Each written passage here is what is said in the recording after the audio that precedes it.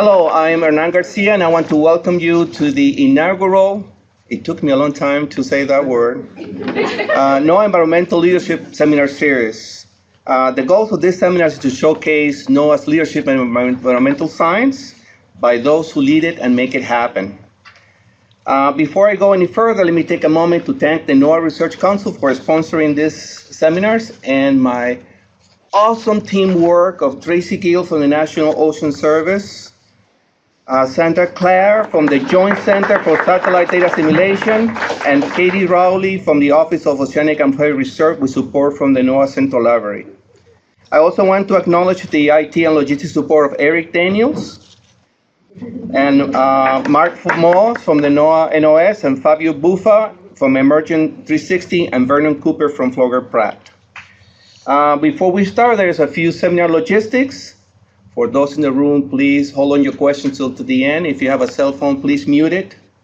And for those of you online, you can type your questions in the QA area, and we'll get to the questions at the end. Looking ahead in 2020, we have an awesome lineup of speakers. And as our first speaker in the series, we have Admiral Timothy Gallaudet, Assistant Secretary of Commerce for Oceans and Atmosphere and Deputy NOAA Administrator. That's good enough. That's good enough? Okay.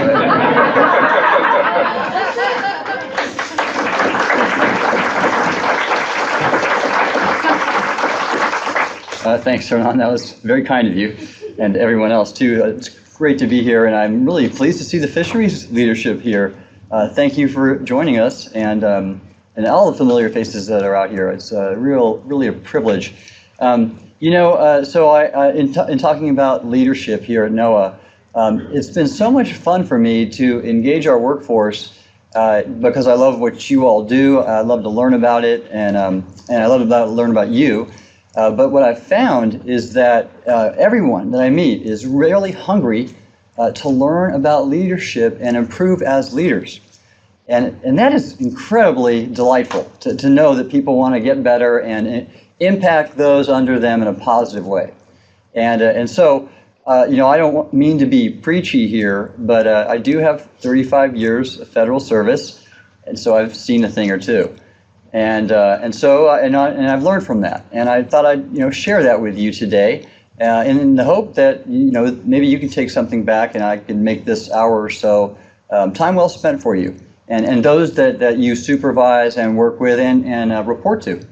Now, interesting in getting ready for this, I was talking with my wife, Karen. I like to talk about her in various venues because we're just very best friends, and she's an oceanographer from Scripps like me.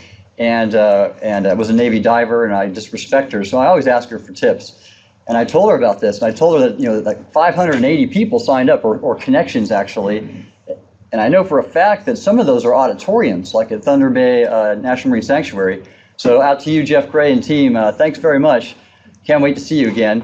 But Karen heard that, and she kind of thought a minute and said, "Don't screw up." She's always the practical one in the family, and but also one of my main mentors, certainly for leadership, because she's just a great leader for our family. And so here I am going to share some things with you. Now, my philosophy. I'll talk about that first. And this is the one pager that I've distributed to many in our workforce. And if you'd like it, we'll get it to you. I have our hard copies and electronic versions. And the idea behind this was that, again, I thought I knew learned a few things, and I've read a lot of material on leadership. You can come on in and sit forward, take a seat on the table if you'd like. Go to the floor. Yeah, we're comfortable here and casual. And so, I thought I'd put it down on paper. But in terms of all the material I've seen, who's read a book on leadership here? All right, that's great. Well, that's wonderful that you care enough to have gone through a book or two. And I've done the same. And now I would say that I say it's a minority on the ones that are good. I think a lot of leadership books are produced by people who have a great name, and they just sort of expand the content out, and it's about selling something, and that can be kind of crass. But I mean, I've powered through these things, and so I thought really you can boil it down to some simple principles. And that's what I have here. Also, I thought by putting it down on paper and sharing it, it's a chance for you also to mentor those under you as sort of a tool. One of the things in my philosophy that kind of high level is this: I believe that every personal interaction is a chance to lead, and I also view every personal interaction as really an opportunity to do good or not.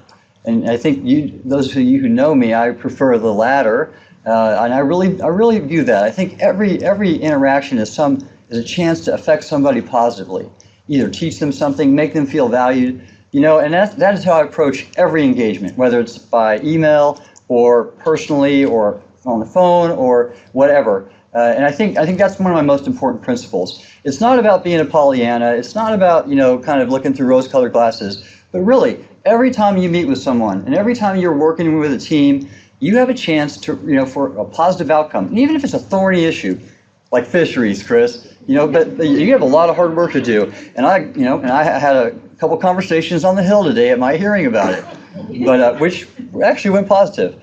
And so, and that's kind of how I view it. That's my overarching principle: is that it's an opportunity. Every engagement, every personal interaction is a chance to do some good. And so, kind of with that, I have under that a series of principles, and you can read them here. There's 3 overarching ones with some subordinate elements behind it. And what I'd like to do in the following presentation is I'm going to describe these to you in my experiences, but tell the story through you, our agency, and the things I've learned, the things we've prioritized, and the wonderful work I've observed and been able to promote. And so here we go. Now, most recently, all right, I got it here, man. Okay. We were part of a White House summit on advancing ocean science and technology partnerships. This was in November. This was something we've been working on with the White House to hold for a while, and they finally caught on. And I have a great presentation I'm going to give on the Hill next week, talking all about the re-energizing of NOAA's ocean agenda and our blue economy priority. And this was the kickoff. And we had great support from 2 White House offices, and we were able to hold panels and launch forward basically a movement, which continued at AGU, and we're going to carry that forward at Ocean Sciences in San Diego. Kristen, I know you're here. I saw you sit down somewhere, and so on. And it's supporting all of our wet side activities, and even a lot of dry side, because so much of our satellite work and weather work influences our ocean work. But here you see myself with Dr. Jacobs and our former Chief of Staff, Dr. Levenbach, who was just moved up to be the #2 environmental official in the White House, which is really good for us. And, I put this in there because I have a principle in this all good construct that is about an ethic of service. A good leader is committed to the organization, is committed to the people, is committed to serving something higher than themselves. And I have thought with these folks because it's been a privilege to work with the leadership team, the whole leadership team, and these 2 in particular, because they both had big offers in the private sector, but they chose to come here because they believed they could do real good.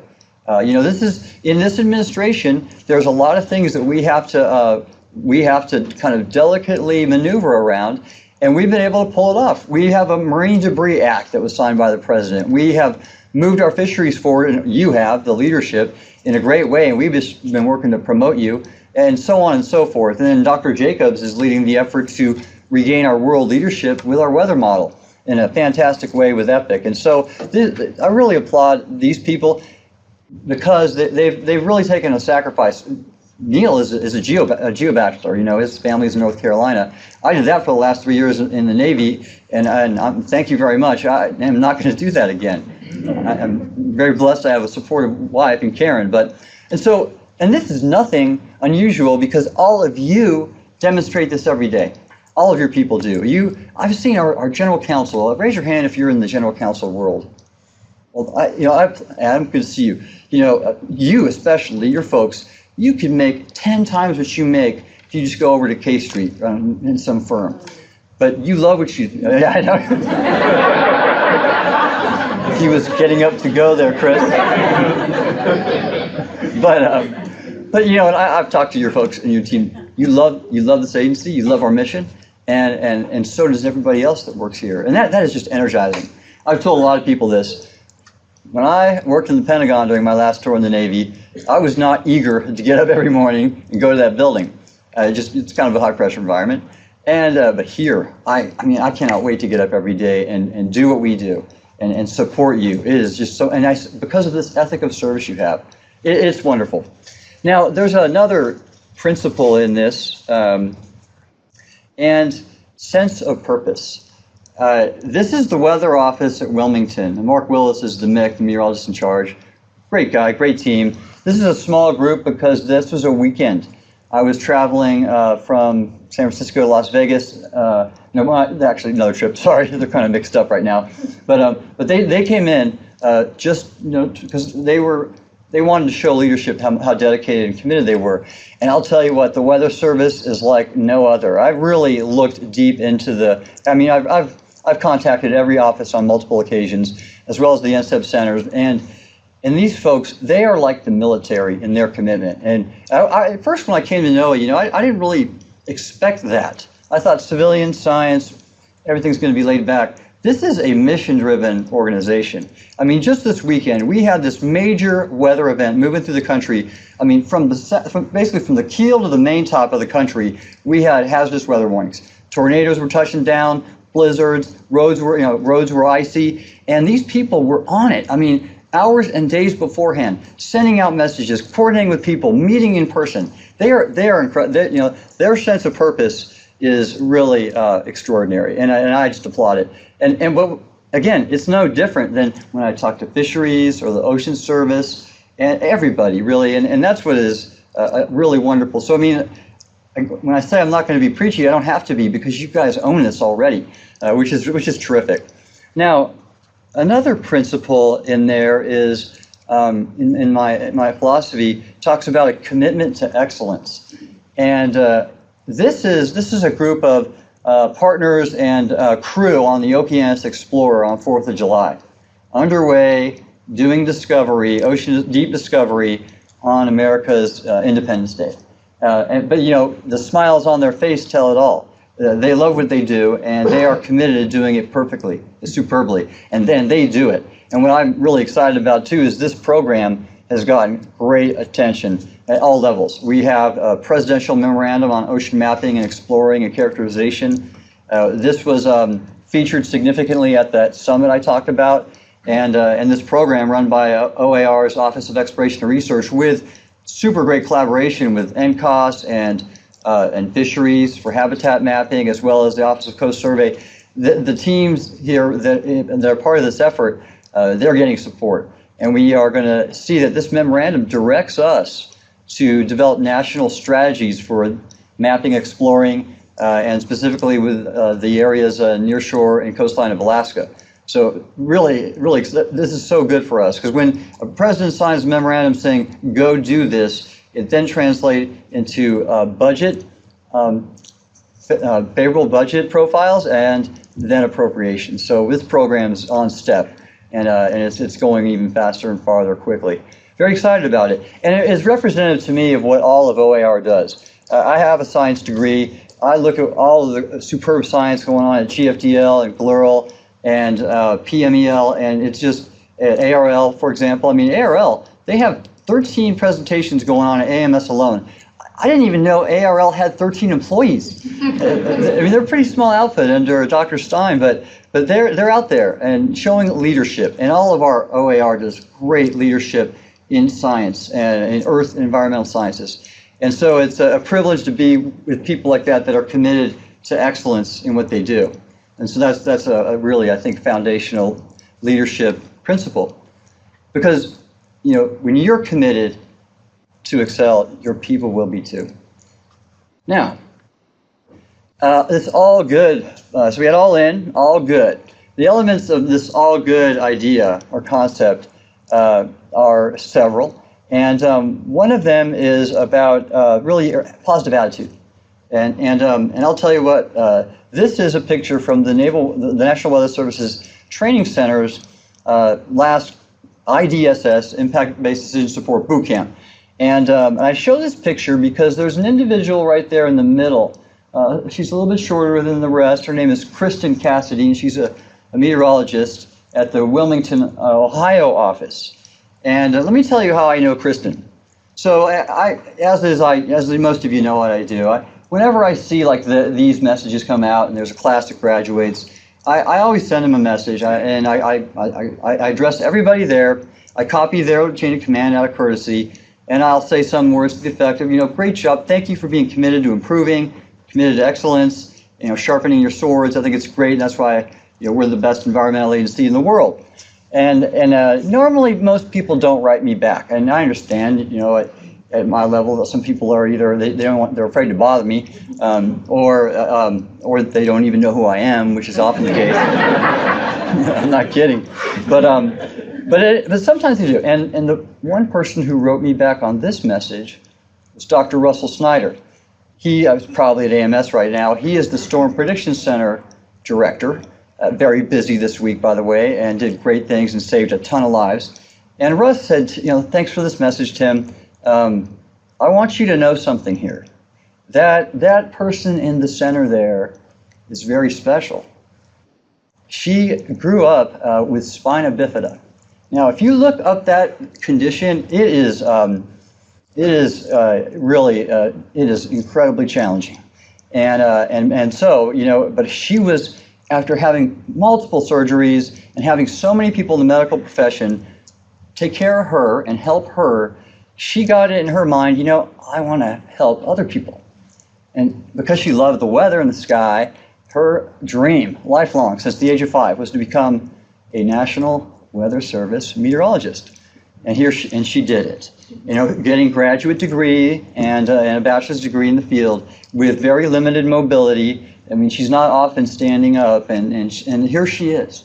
And I use her as an example in terms of positive attitude, and because, look at her condition, and she's not overcome by anything. And so that's the kind of attitude, I mean, and I have another section here about leading up. And I tell you, in character and attitude, she is definitely leading up and influencing people like me and everybody in between. So I just use that as an example on this all good concept, and that, these are people. One of my other parts is be inspirational, and Kristen Cassidy inspires me and all of those around her, and that's exactly what Russell Snyder wanted me to know. So that was neat. Be inspirational. I've heard a great quote, a leadership quote. Leaders must be brokers of hope, and they can never appear bankrupt. And it's true. It's very true. Because that's what it's about. It's about making your people believe they can do anything, even when all the chips are down.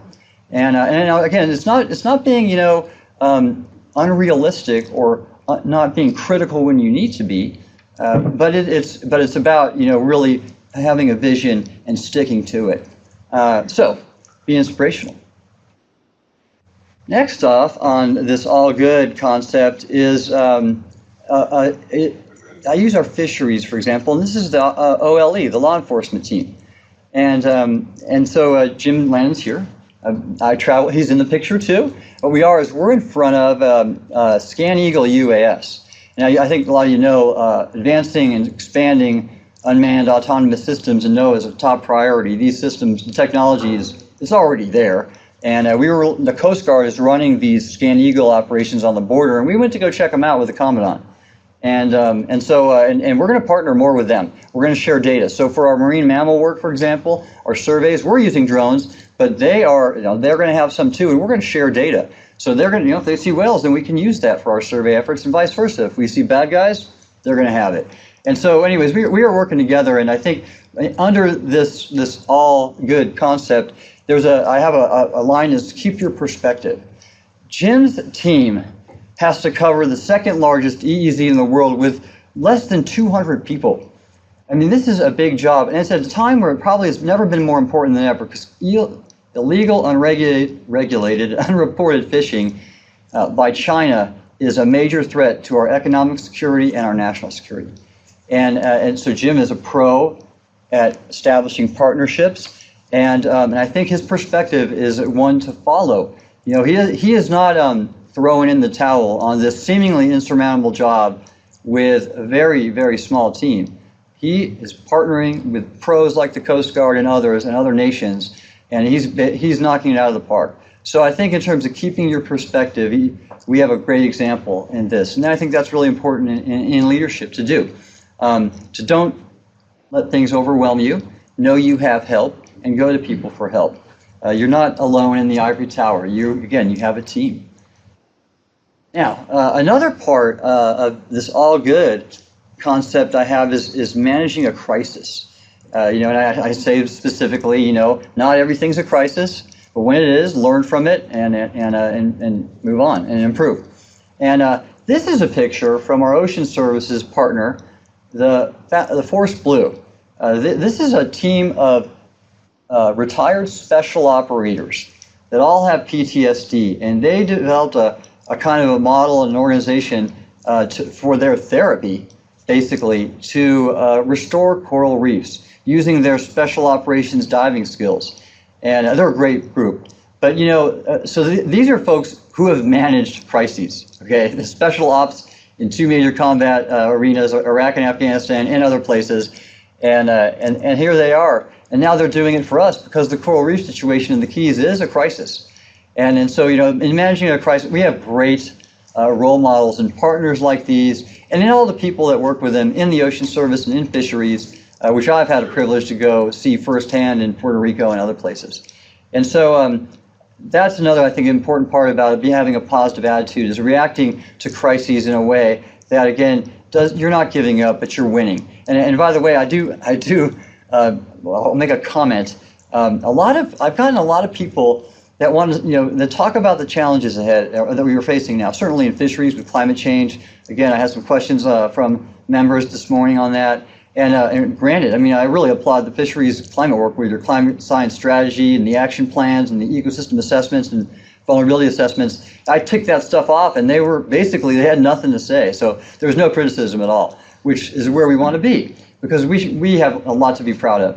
But in talking about that, a lot of people say, well, I'll use Dr. Nancy Knowlton's approach. She calls it ocean optimism.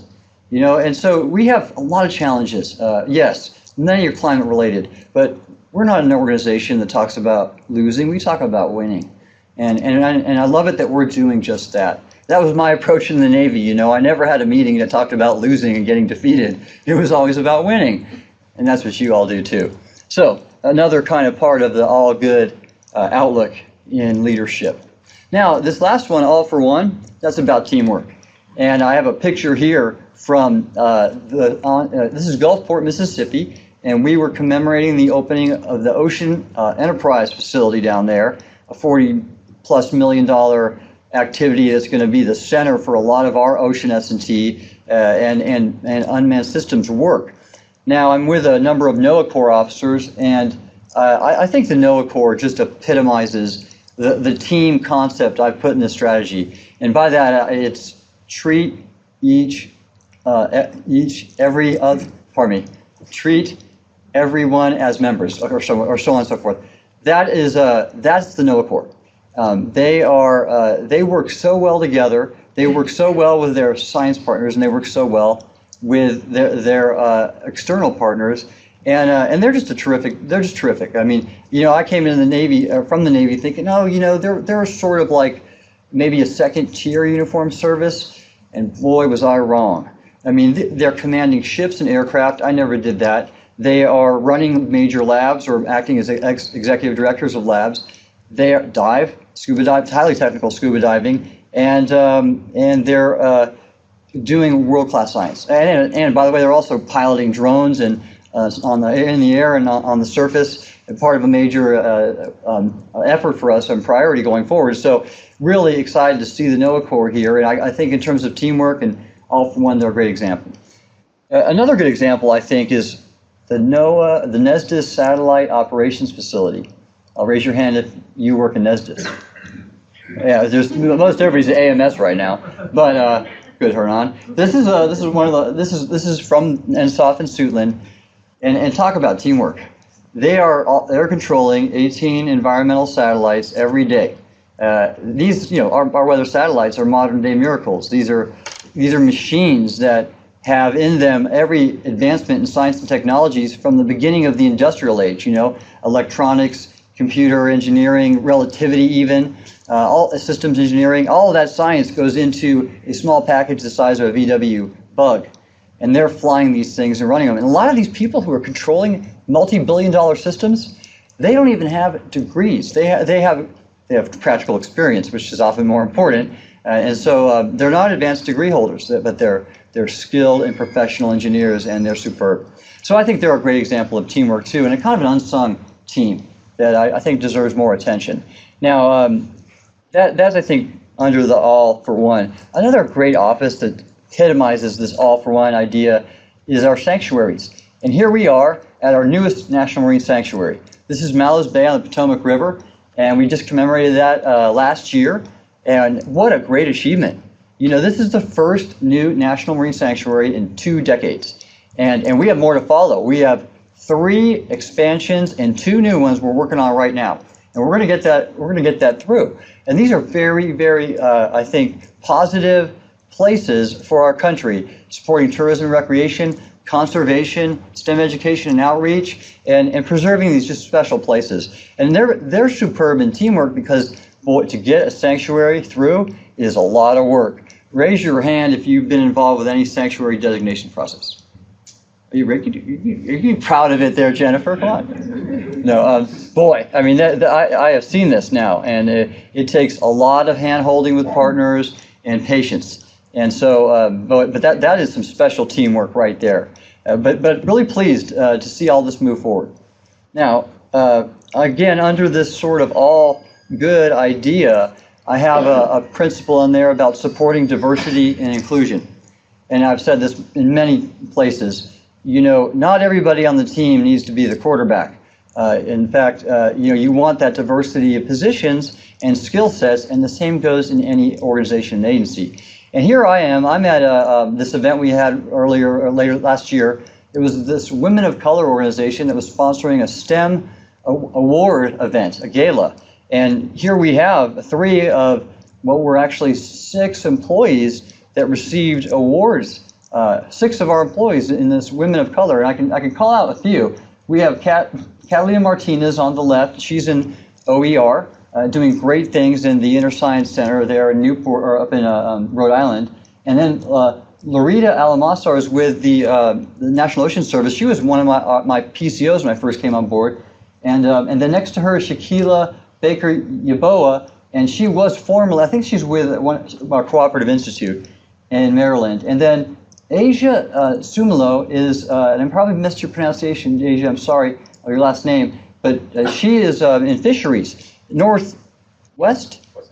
Yeah, West Coast. And she's the one who, thank you, she is the one, oh, Barry, good to see you. You know this well, because she was the branch chief for the whole effort to reopen the West Coast groundfish fishery, which, I mean, the scope of work to do that is remarkable and really important. I understand that about $60 million and 900 jobs are going to result from that. What contributions here, and all from people with diverse backgrounds, and some of them actually, like Catalina, she never even graduated from high school. I mean, so they have some tough stories. I also have under me Dr. Jameeth Sims, who has moved around in several offices. She's my special advisor for artificial intelligence as we move that strategy forward. And Jameeth, like Catalina, did not have a lot of support growing up, and she had to fight her way to get through advanced degrees. And even currently now, Jameeth is a single mother. And there's just so many sources of inspiration and just incredible teamwork by people. And I'm seeing it because of the diversity of their backgrounds and skill sets, so like these wonderful people. And notice they were all women, and I think that gender diversity, as many of you know, is a really important priority for me as well. And I think any leader nowadays in the 21st century should make that a priority too. Okay, a couple last items. In this all good probably all in, pardon me, or all for one, kind of getting them mixed up now. I have a lot of fish on my mind from this morning, Chris, sorry. I can't wait to hear it. I know. It was better than last time, tell me. So here is some of our front office staff in the Undersecretary's office. From left to right is Ms. Pat Sims, who's been here about over 45 years. If you're listening, Pat, I'm sorry I didn't get a picture of you with your eyes open, but Pat is there. Linda has been on board for about 35 years, Linda, and then Jessica Ormsby supported me previously, and now Robert Bernard as my secretaries. Now, these are also very much unsung heroes. Our administrative staff, our IT folks like Eric, they're the grease and the gears that make things happen, but they're not often in the spotlight. They're not getting news releases on their work. I mean, I see reports of NOAA scientists every day in the news. I usually write those people, and these are people that don't really make that grade, but they are more important than anyone. And in this all-in idea, I have a principle in there about leading up, down, and across. You don't have to be in charge to be a leader, and you don't have to be in charge to lead. And I'll tell you right now, Pat Sims and Linda, they are amazing leaders in this organization. Because Neil Jacobs and we don't take a step without making sure they say it's okay. And I am absolutely serious. And Jet, you know this. Because of their knowledge, because of their concern, and of course they always do it so kindly and tactfully. And it just humbles me to work with such wonderful professionals and who are just superior in this leading up. How are we with time? We're doing good. Oh, we're doing good? Okay, do you want to hear a story? Sure. Okay, I know it's hot in here. If you want to take off your coat, I don't mind. So here's my favorite example of leading up was from my time in the Navy. I was on a Fleet Week event, and I was the head guy at the Fleet Week, representing the Navy, speaking to the governor and in public. Real fun. I loved it. It was just I love the Navy almost as much as I love NOAA, and for real. And so here we were doing this. I had a local recruiting command petty officer as my driver, and he's driving me to events. His name is, I'll never forget him, Petty Officer Robert Jurgensen. And I'm like, hey, Petty Officer Jurgensen, what's your background? We're chatting him up in between places and events. Oh, I was in San Diego. I was on a ship, a destroyer. Oh, really? Tell me about that. Oh, yeah, great ship. We did a deployment here and that. And turns out he has 3 kids. He's a single father of 3 kids. And I heard that. I said, whoa, wait a minute. How did that happen? And why are you even in the Navy still? Because the Navy's hard. It's hard on families as it is. Being a single parent, I can't even imagine. And he goes, well, no, really, sir, I'm really glad I'm in the Navy still. Let me tell you that. And tell me that story. Quickly, he said, without the Navy, I never would have, what happened? He lost his wife due to breast cancer. And when I heard that, I couldn't believe it. And he said, no, I'm really, really thankful for the Navy. Because, without that, I never would have gotten her treatment. That kept her around for another year or so, that we could all prepare. And he said, we had that, and my ship stood up a watch bill to watch my kids every day, get them dinner, help them with homework, so he could be with his wife at treatment. And then he said, when she did pass, they sent me to special duty recruiting duty, so his parents, near his parents' house, so they could help with his family and raise the kids. And so he said, oh, sir, I'm more energized than ever to be in the Navy, and I'm going to go into the career recruiting field and make it a career. And I mean, I was like, first off, he wasn't all being, he wasn't just immersed in self-pity. He had grown from it. He learned from it. His family's stronger because of it. And here he is now re-energized to serve our great nation. And that is an example of a second-class petty officer leading, an admiral in terms of character and attitude, as I mentioned earlier. Wonderful story there. And so leading up, everyone has this opportunity. Wherever you are, no matter wherever you are in the organization, you have that opportunity. And inspire your people. Let them know they have that too. They'll do great things. All right. So I'm closing here, and I'm showing you a picture of Ben Freeman at our last leadership symposium. Thank you. And this is the seminar. And of course, I figured you're probably tired of seeing pictures of me. And Ben's a lot better looking than me anyway, so good ending slide. But and I hope he's listening. But I put this up here because we have wonderful leader development programs at NOAA. We have a mentoring program. We have the LDCP. We have this leadership symposium. And there are others. I've seen various leadership activities like BLAST in the Weather Service's southern region. I'm just pleased to be a part of an organization that cares that much about developing its leaders. And it's evident from you here in the room and however many connections actually joined us. 998. 998. Well, all right. That's great. I'm hoping that I followed Karen's advice well, not to screw up. But I encourage you to encourage your people to take advantage of those wonderful programs. I mean, in all, they are win, win, win. Your people will benefit, you will benefit, and NOAA will benefit. So that's all I have, and thank you for your attention.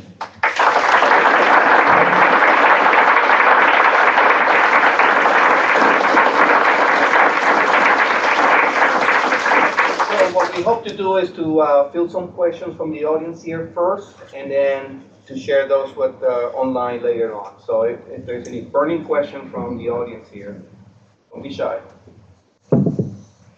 I know it's time to cool off. Kevin, please.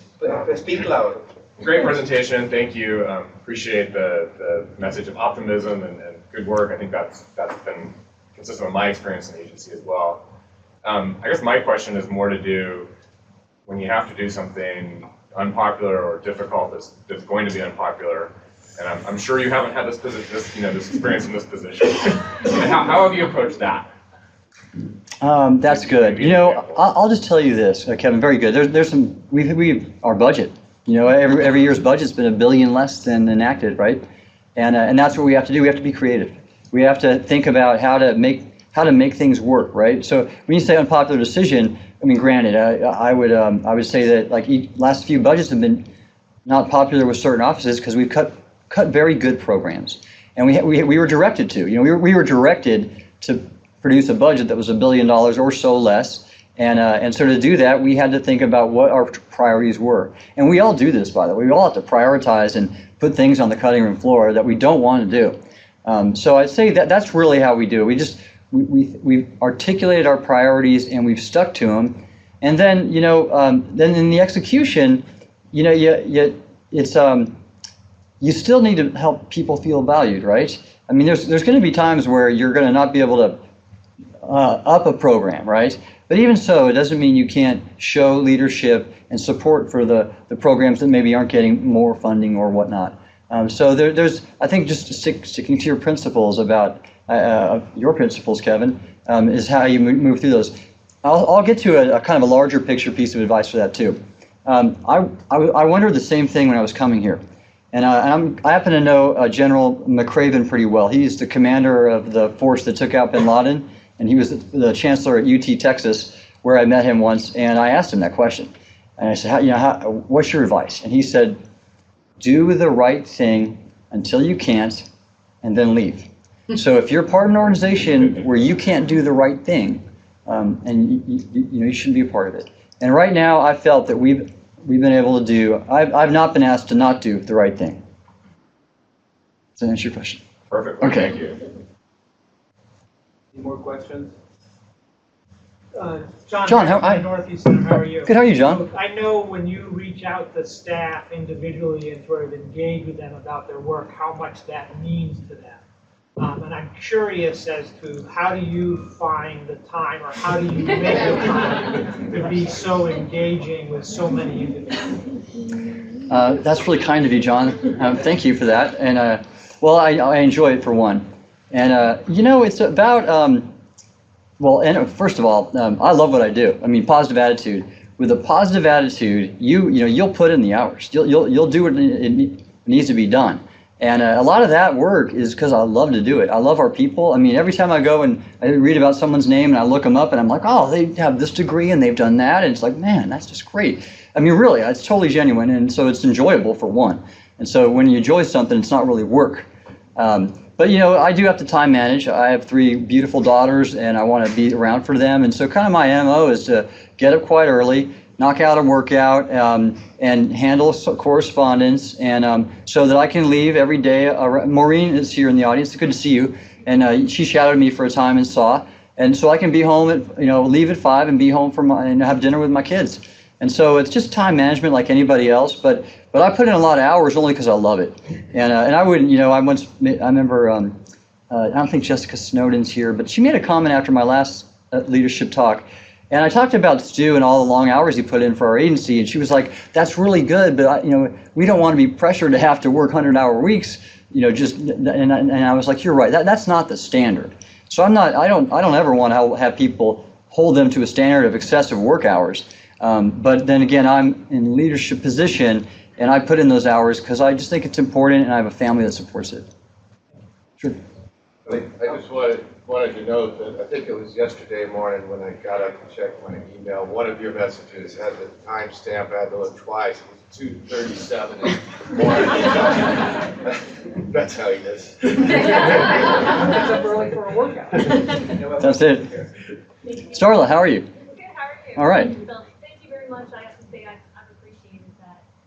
My question is also has to do with those popular ideas and communicating critical and popular information. Yeah. How have you been able to maintain that positive attitude as you have to be critical? And have you ever had to change tactics to get your message through? That's a good question, Starla. Well, first off, it's really easy to be positive about things, because look at what we do. I mean, if you listen to me, and then you know. But yeah, it's been challenging, because not everything's been supported.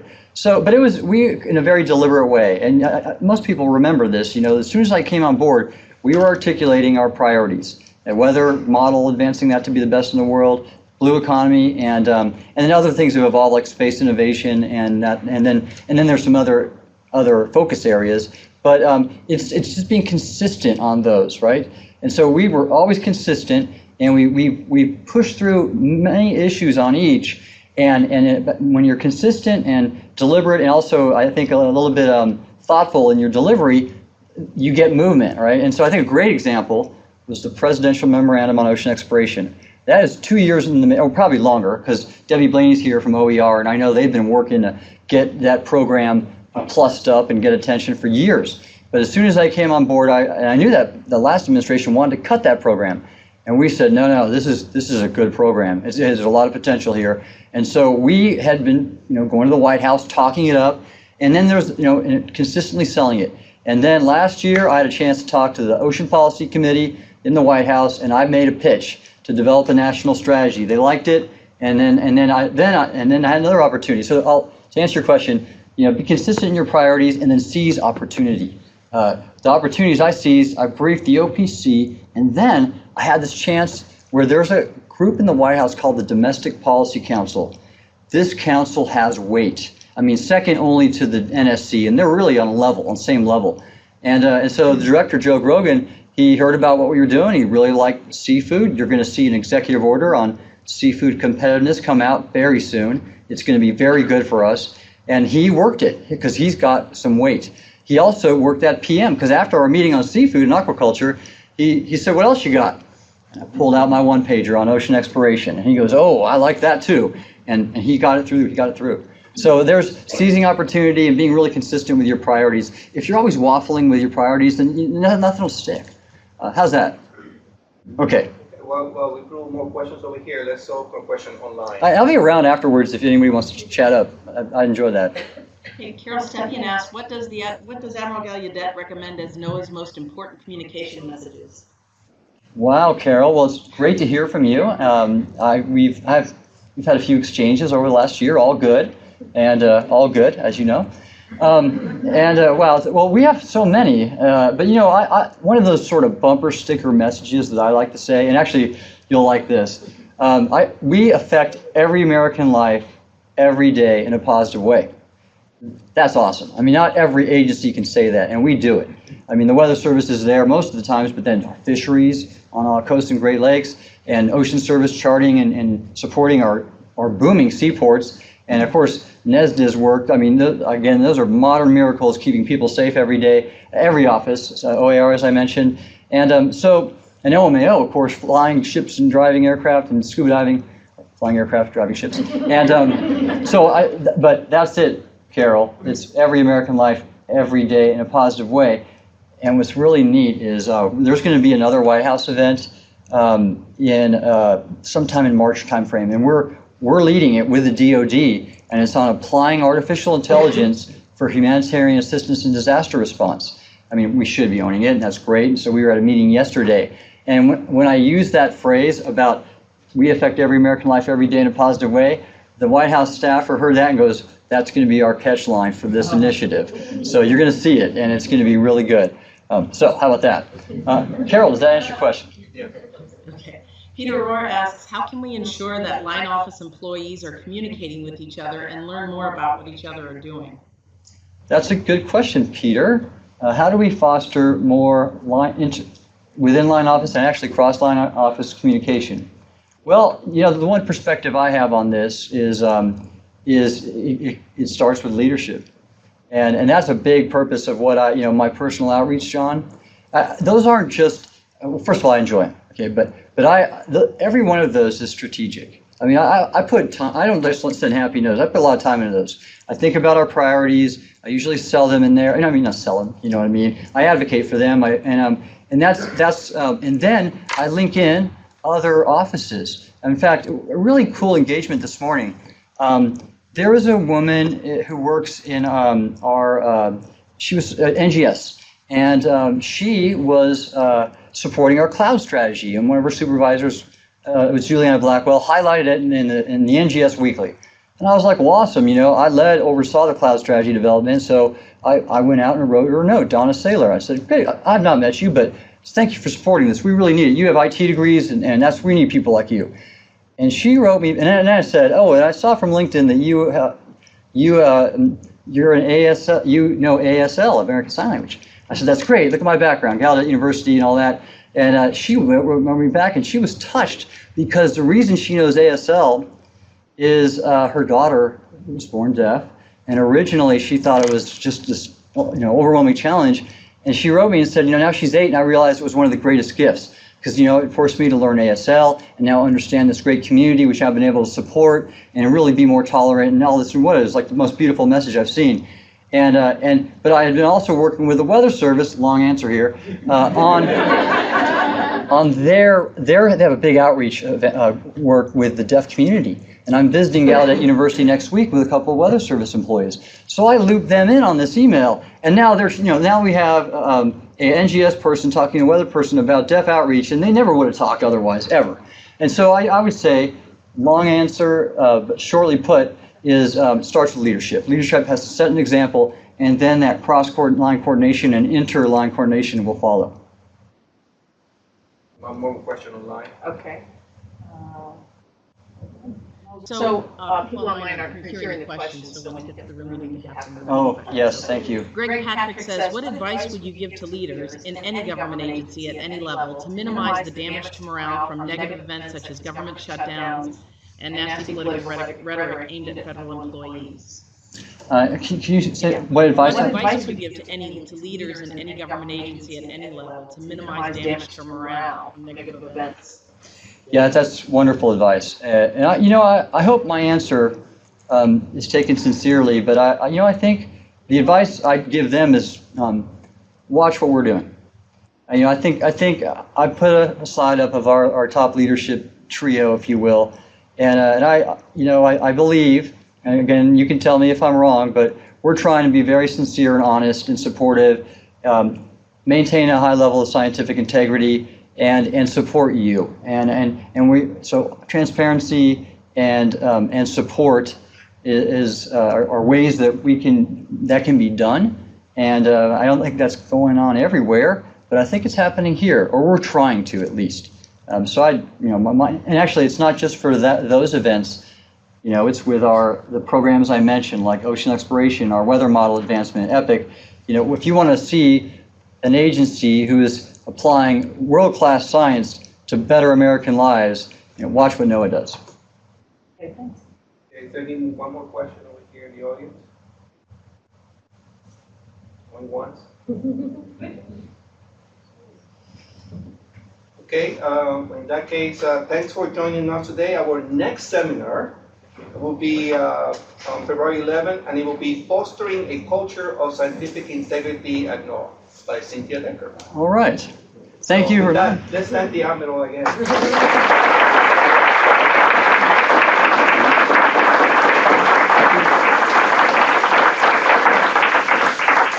Thank you, Admiral. Well done. Thank you. No, thank you. Great idea. Good, Jim. So, How are you? you got me anymore? So, I did. have you ever met Bob Boyd? I did. He was at the Arctic Oh, yeah, that's right. So, thank you for seeing that. But she also spoke to Julia Shore when she was back. And that was helpful to me because she's difficult to fit into some programs. So when you said my house is a good place to visit, we got to be good friends. You know, and she's been my staff for. Folks in the room, if you She's been wouldn't one of mind my signing in, colleagues there's 5 or 6 sign-up sheets around. 4 or That would 5 be years, great. and it's hard for me to know, so you did that for me, so I appreciate it. Well, that's good to hear. And I enjoyed this. What you haven't gotten is my zip line yet, in my app. Oh, I know. I saw you. I cannot wait to visit you again. Your place is lovely. You're an awesome chef, by the way, too. That was such a special evening. I will never forget it. Thanks for those notes. Thanks, Jim. I appreciate that. Kristen, how are you? Really good. We see you at Ocean's Edge. Absolutely. Definitely. Cannot not visit you. Good. We'll talk then. Okay. Thanks, Mike. I appreciate it. You know, I know that sometimes I might overstep a bit. I try not to, but you can always